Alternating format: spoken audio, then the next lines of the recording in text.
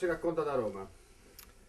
Ma da Roma si racconta che siamo abbastanza delusi nonostante la non partecipazione allo sciopero generale promosso dalla CGIL, anche a quale la UIL si è accodata, perché per la nostra categoria, per i pensionati, auspicavamo, ecco, che ci fossero anche gli 80 euro come ai dipendenti, ai lavoratori, ecco, sotto il limite dei 25.000.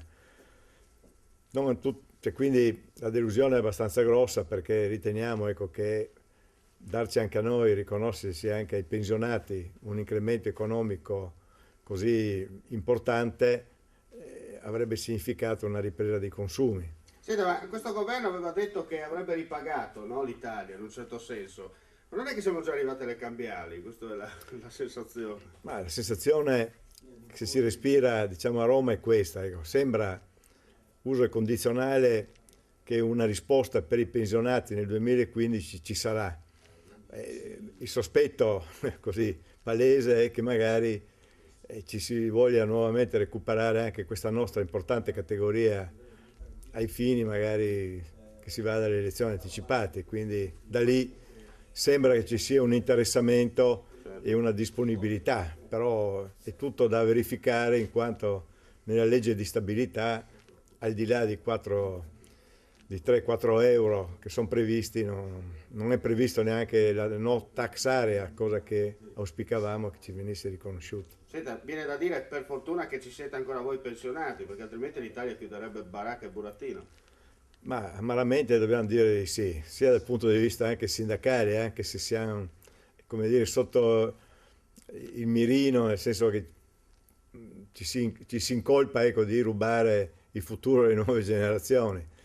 Io credo invece che come pensionati si dia le risposte di questa crisi che ormai supera i 7 anni ai nostri figli e ai nipoti, cioè, consentendoli, ecco, fin tanto che questo trend di pensioni si continua ad avere qualcosa con i risparmi, visto che siamo stati educati alla cultura del risparmio, si riesce a dare, però se le cose non si invertiscono credo che sarà estremamente dura. Senta, perché non partecipate allo sciopero di CGL e Will? Ma la CIS ritiene, ecco, che lo sciopero generale, pur essendo in una situazione di grande incertezza, di grande malumore nei confronti di questo governo, soprattutto per le dichiarazioni che fa, ritiene, ecco, che di sondare altri percorsi e anche, come dire così, giudica lo sciopero generale al quale si è accodata la UIL nel corso del proprio congresso sia una scelta rituale e sbagliata. Noi ci mobiliteremo il 1° dicembre nelle piazze d'Italia, il 5 a Milano. Il 1° dicembre comunque la CIS parteciperà allo sciopero unitario assieme alla CGIL e alla UIL per l'avvertenza del pubblico impiego. Ecco, credo che lì proprio c'è una risposta. L'altro sciopero, ecco, sul Job Act, su cose che si auspica che ci sia ancora una mediazione e una risposta positiva, se si vuole anche rispetto all'articolo 18, troviamo prematuro. Quindi, come dire, le solite scorciatoie italiane, che la CIR si defila, che non ha la sensibilità, eccetera, eccetera, credo che siano estremamente sbagliate. Credo che sia forse un po' troppo affrettata, ecco, la dichiarazione da parte dello sciopero della CGIL, che ogni qualvolta lei decide bisogna che tutti si accodino, e questo alla CIR non va bene. Insomma, volete ribadire che non sono loro i capi, ma esiste una triade, se possiamo così, o triplice, come si chiamava una volta, alleanza.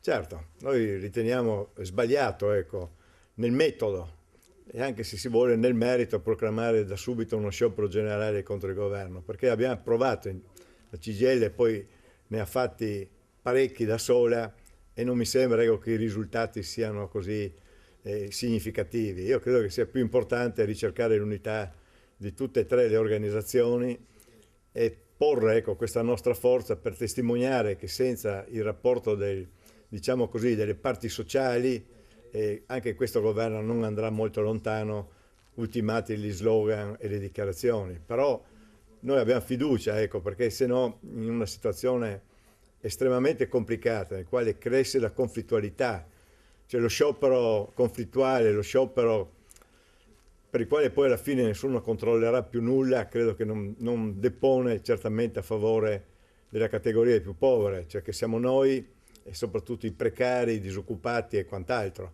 Credo che l'arma dello sciopero forse bisognava, generale, forse bisognava attendere ancora un momento. Ecco.